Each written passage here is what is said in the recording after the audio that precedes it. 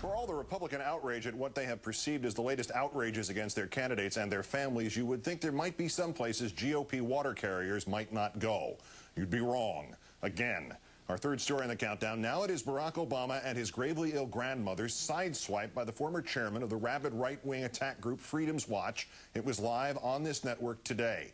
Asked by our David Schuster about the Sarah Palin wardrobe malfunction, Brad Blakeman decided to expose a sick and diseased corner of his own psyche, having compared Obama's spending already to that of a, quote, drunken sailor, another inopportune phrase, at a time he reprimanded when, quote, we should be watching our funds. The laughter you will hear from Mr. Schuster is a mix of disbelief and disgust.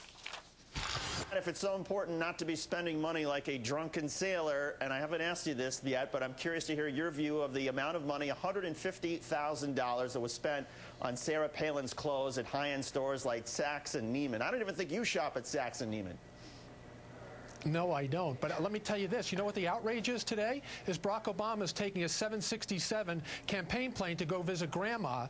Forget about the energy that is wasted. What about the hundreds of thousands of dollars to take a private trip when this guy should be humping his bags on a commercial plane or taking a smaller plane? Taking a 767 of campaign money from people who could least afford it is more of an outrage, in my opinion. Let's bring in Sam Seder, co-host of the Air America show. Marin Seder.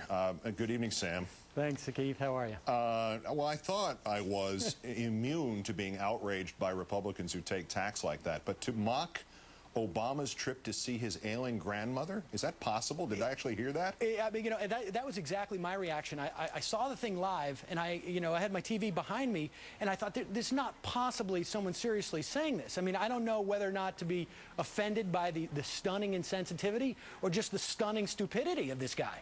I mean, you know, you're talking about raising the specter of Palin going out, spending $150,000 on her wardrobe, you know, buying her 7-year-old kid a Louis Vuitton bag, and somehow comparing this in the heat of a campaign to visiting your gravely ill grandmother. It's astonishing. And then you add into that mix the story that didn't get that much play about Palin bringing her kids on trips and having the state of Alaska pay for her kids to go on trips and stay in luxury hotels, when the Alaska law clearly says that unless they're there on official business, they have no business being paid for by the state.